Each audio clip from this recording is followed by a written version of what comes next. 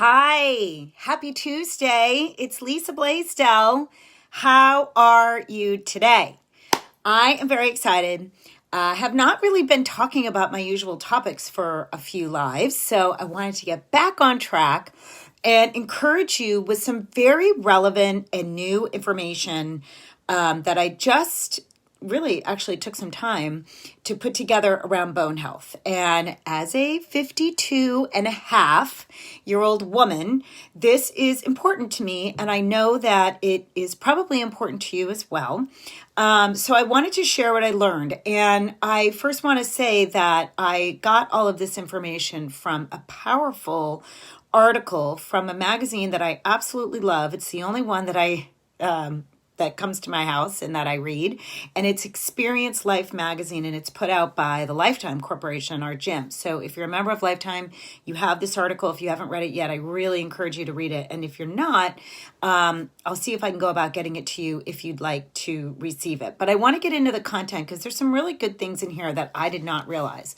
So first of all, our bones are dynamic. So they are more than just bones. They're actually an active organ in the body. So, we look at things like I always think of my bones or it's like a skeleton, right? But it's actually an organ that's growing, evolving, developing, or declining if we're not taking proper care.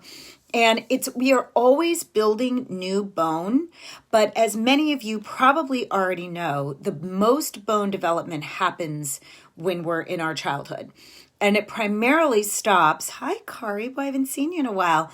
It primarily stops when you're around 35. So, that's why for women my age, it is important that we stay educated about this and we update ourselves on the most important ways to take care of our bones. So the maximum deposits are made in our early years, and you want to think about your bones like your 401k. What kind of deposits are you making into your bones on a regular basis? I thought that was really great. A woman that was quoted several times in this article, her name is Diane Schneider. She's a medical doctor, and she has a book, if this is something that you want to get for maybe you or your mom. It's called The Complete Book of Bone Health. I'm actually going to order this for my mom. Why this is so important to me is that my mom was officially diagnosed with osteoporosis, 4 or 5 years ago. And I will tell you a story at the end of this live about how lifestyle can always overcome any diagnosis, no matter what, because she's done a lot of really good things.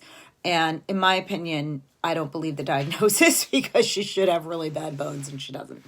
So you want to think of your bones like your 401k, and you want to be making deposits. Now, what a lot of people don't realize, a lot of men don't realize this, is that our bones, especially in these middle-aged years, are largely defined by hormone regulation. So estrogen and testosterone build up your bones, which both men and women lose, by the way. Men and women lose testosterone as they age. And then cortisol, that fight or flight, that chronic stress that you might be living with right now, a lot of stress, it breaks down our bones. So it breaks down so many things in our bodies, including our bones. And obviously, many of you probably know this, but prednisone, extended steroid use is also very detrimental to our bone health. So menopause, my lady friend, it's taken a toll. It can take a toll. So what are some of the things? So the most important thing that you want to do is get tested. All roads lead to testing right now. Everybody get a test. But honestly, tests are what reveal information. So let's get the information. I had my first bone density scan test when I was 48. I have the bones of a 25-year-old. Not surprised. I was not in the least bit concerned, even though I have history that my mom, Susan, has osteoporosis. First, she was like the beginning stages, and then they were like, nope, you're in. So obviously, the acid-producing things in our lives are going to contribute to that bone loss. So sugar, processed foods, alcohol, all the things. I don't need to go on about that because if you follow me at all, you know that those are the things that I always talk about eliminating. And then adding in, now this I thought was very interesting. This was new. Dairy is also an acidic food, and that is why, a lot of the things I talk about here, the programs that we talk about, we eliminate dairy because it's an inflammatory food. It's also an acidic food. However, science has recently shown that full fat yogurt, so your favorite Greek yogurt, which I have to say, I love Greek yogurt. I love it. So good. That is not acid producing. Okay. And that calcium is good for our bones. So if you like your yogurt, go into the grocery store section, get Greek yogurt with no sugar, suck it up, get plain. It's delicious. And that's actually very positive for your bones. The other thing is vitamin D. Increases absorption of calcium. And of course, most physicians recommend a calcium supplement. I personally do not take one because I have so many greens in my diet. So kale, these are some of the things that they listed in this article. Kale, broccoli, spinach, nuts, seeds, legumes, apple cider vinegar, my favorite thing. I love my apple cider vinegar. Actually, I have both my daughters taking apple cider vinegar on a regular basis, which is good. And then digestive enzymes. If you have gut health issues, of course, all this goes together, right, my friend? It all goes together. Then digestive enzymes to help absorb the calcium that you are eating. And then, of course, I cannot not talk about the other really important component, which is fitness. So the author talked about the fact that we need to put stress on our bones. Muscles and bones require stress. So he actually said going on a 20-minute bike ride is not enough. Going for a 20-minute walk around the block, it's not enough. Of course, it's good. Of course, there are huge benefits to all exercise. But to really build that strength and get the absorption of the calcium into your bones, you've got to stress the bones, which means stressing your muscles. And that means picking up things that are heavy. And I know for a lot of women that I talk to, they don't like this. They're afraid of it.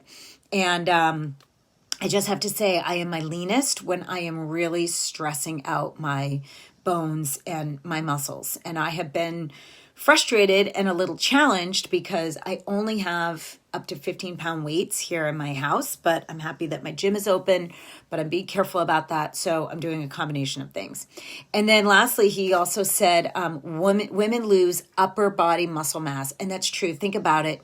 Can your mom, I traveled last week, and just putting my suitcase up above me, I could do it on the way there, but on the way back, it had a lot more stuff in it because I took a lot of Sophie's stuff home from Washington, and I pushed it, and I needed a little help.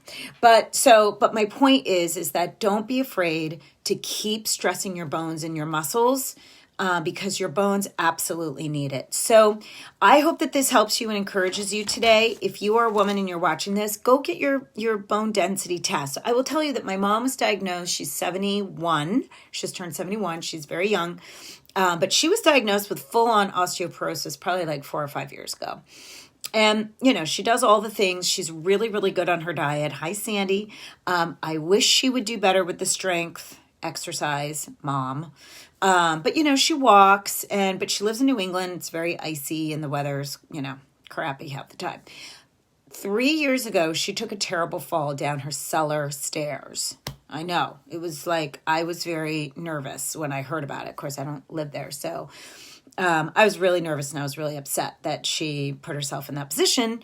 And honestly, and she was the first person to admit it, she should have been a bag of bones. I mean, she should have had multiple fractures, multiple broken bones. It was, all you people with cellars in New England, they're treacherous. They're treacherous things to go down into. And she fell on the concrete. And nothing happened. And she's been awesome about her plant powders for almost 20 years. She's been awesome about her diet. She could probably take out a little alcohol, mom.